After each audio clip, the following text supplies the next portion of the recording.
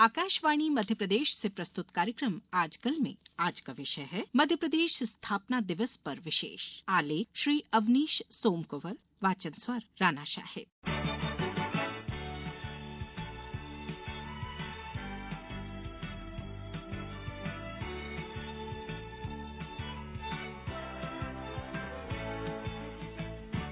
मध्य प्रदेश की रोमांचक विकास यात्रा के बारे में विस्तार से जानते हुए 1911 की जनगणना रिपोर्ट के पन्ने पलटना भी रोमांचक अनुभव से कम नहीं। यह रिपोर्ट ICS से JC मार्टिन ने तैयार की थी। वह सेंट्रल प्रोविंस एंड बैरार के सुपरिंटेंडेंट ऑफ सेंसस ऑपरेशन थे। वर्ष 1901 से 1910 के दशक में बैरार प्रोविंस को सेंट्रल प्रोविंस में शामिल किया गया। इस प्रकार सेंट्रल प्रोविंस के 8 ब्रिटिश जिले, बैरार के 4 जिले और 15 सामंती राज्यों को मिलाकर जनगणना होनी थी।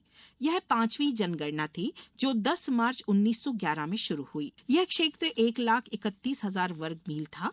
जनसंख्या 160 लाख थी।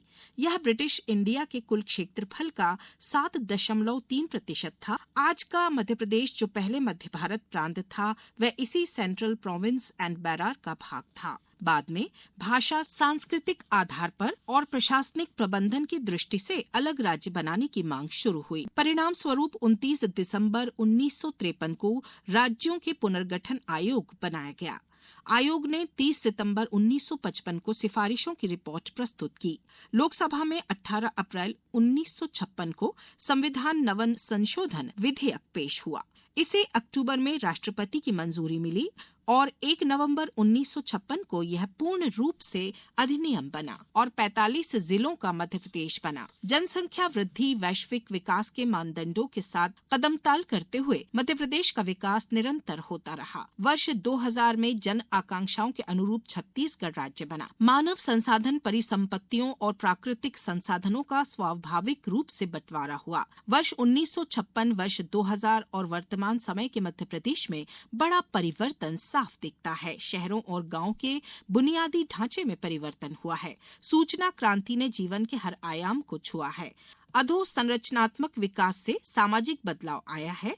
जनसंख्या की निरंतर वृद्धि और जलवायु परिवर्तन जैसी चुनौतियां बने रहने के बावजूद विकास की बाधाएं समाप्त हो रही हैं। प्रदेश के गठन के बाद 1961 की जनगणना 323.7 लाख थी।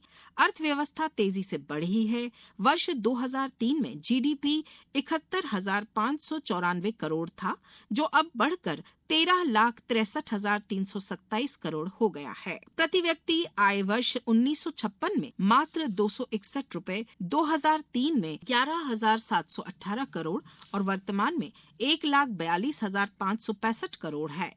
प्रदेश के विभिन्न भूभाग में समान रूप से औद्योगिक निवेश एवं विकास करने के उद्देश्य को लेकर मुख्यमंत्री डॉक्टर मोहन यादव ने रीजनल इंडस्ट्री कॉन्क्लेव की श्रृंखला की शुरुआत की। इसके साथ ही निवेश आमंत्रण के लिए मुंबई, बेंगलुरु, कोयम्बटूर, कोलकाता में रोड शो किए। फलस्वरूप मध्य प्रदेश को 2,76,000 करोड़ रुपए के निवेश के प्रस्ताव मिले। इससे प्रदेश में 3,98,000 लोगों को रोजगार मिलने की संभावना बनेगी। मध्य प्रदेश की मजबूत होती आर्थिक अधोसंरचना के साथ अब मध्य प्रदेश अपनी विकास की गति को और तेज करने के लिए तैयार है। सभी राज्यों और विदेशों से संपर्क निरंतर मजबूत हो रहा है। हाल में प्रधानमंत्री श्री नरेंद्र मोदी द्वारा रीवा एयरपोर्ट के शुभारंभ के साथ प्रदेश में 6 एयरपोर्ट हो गए हैं। गठन के समय सड़कों की लंबाई 28,100 किलोमीटर थी। आज 71,379 किलोमीटर हो चुकी है। रेल रूट 5,188 किलोमीटर हो गया है।